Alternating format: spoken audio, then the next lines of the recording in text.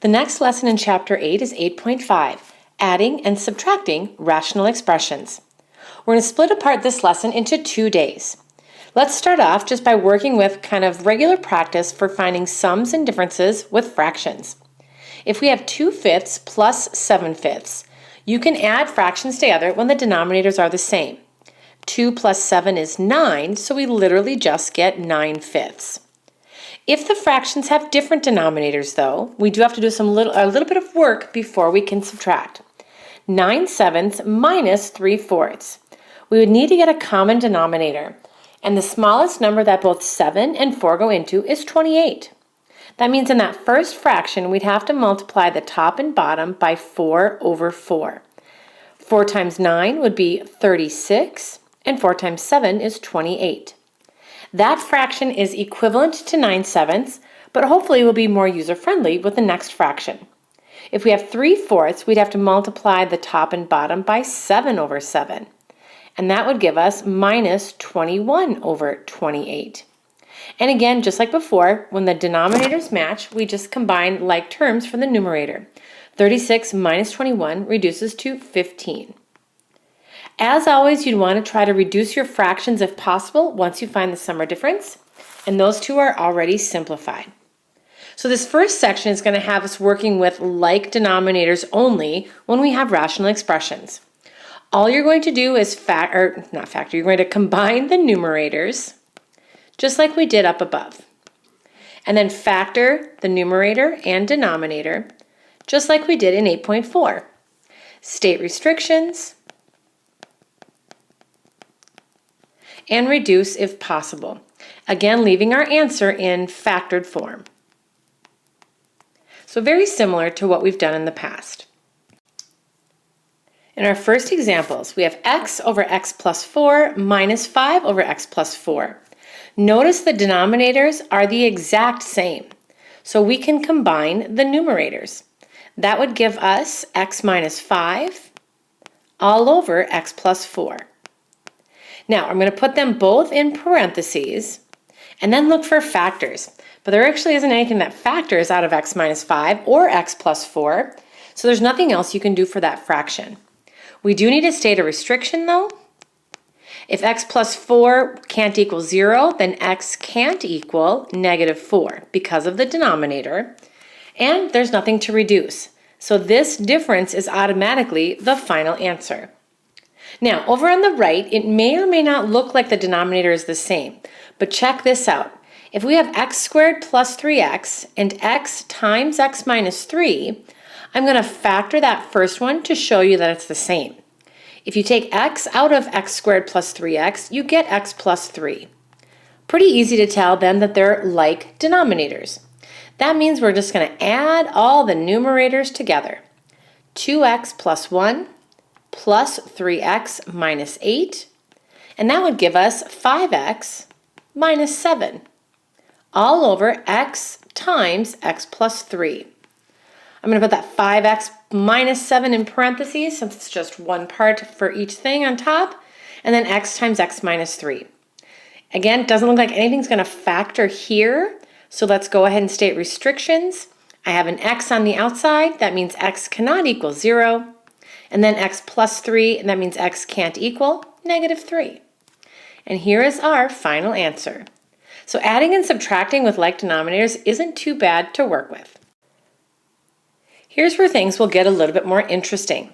If you have unlike denominators, we have to look for things called the least common multiple, or in our case, the least common denominator. There are going to be 3 types of multiples that we're going to work with: plain numbers, plain monomial terms, and then binomial terms. So here's what I mean by that. Maybe your denominator will have like a 2 or a 4 in the bottom. It could have maybe an x or a 7x squared in the bottom. Or you could have an x plus 5 or maybe x minus 6, something like that. So all of these parts are things to look for, trying to define what your least common multiple is. And for our case, like I said, the least common multiple is in the denominator.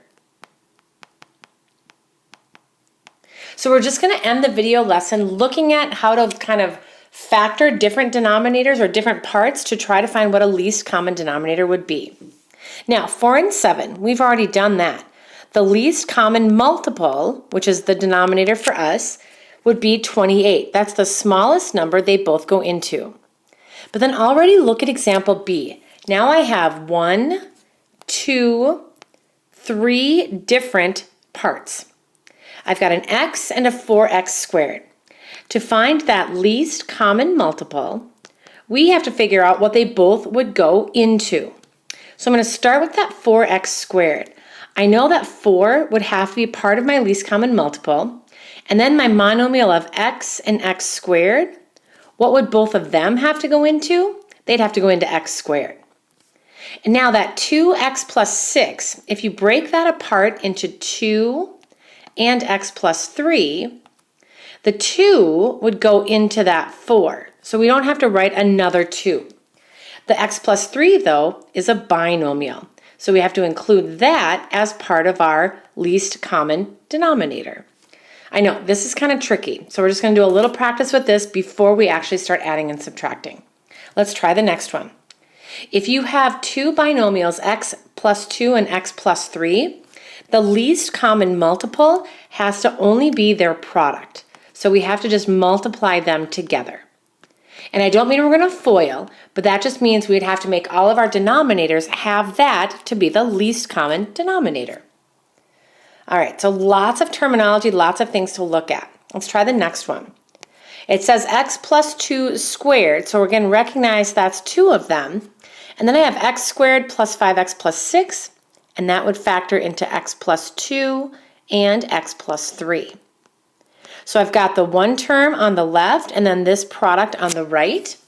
To get that least common multiple, notice I've got x plus 2 squared, so there's 2 of them here, and only one of them here. So between the two, we would have to have x plus 2 squared as the least common multiple.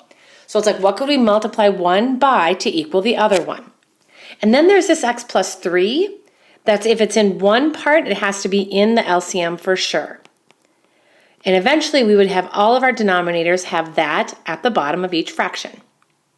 And one more. I know this is pretty tricky, so the goal is to just factor and try to see what we can come up with. X cubed minus 9x is one term. X squared minus 2x minus 15 is a term. And then x squared minus 5x. If we take a look at the first one, well, hang on. Let's try to do that. If we have x cubed minus 9x, we can factor an x out of that, and we'd still have x squared minus 9. And that splits apart into x plus 3 and x minus 3. So there's one set of parts to work with for our least common multiple. The second one, x squared minus 2x plus or minus 15. That would separate into x minus 5 and x plus 3. We have to work with those two. And then that last one, x squared minus 5x, we could factor an x out, and we'd have x minus 5 left over. When we create the least common multiple, our goal is to make sure that every part is represented, and if there's ever one part that's more than one time in one term, that has to be included in that least common multiple. Okay, so here's what we have. We have a monomial and a monomial, and they're the same. It's just plain x. That means we can make all three of those terms, the green, the pink, and the purple, look like the least common multiple if there's an x in it. Okay? We have an x plus 3 and an x plus 3, only one time in each term. Therefore, we only need it once for our least common multiple. And then we have that x minus 3. So that would have to be included. Moving on with the pink and the purple, we have an x minus 5 and another x minus 5. That's the exact same. Because it's the exact same, we only need it one time for that least common multiple. If we were adding fractions that had these individual denominators, the green, the pink, and the purple, this big LCM would be the common denominator for all of those fractions.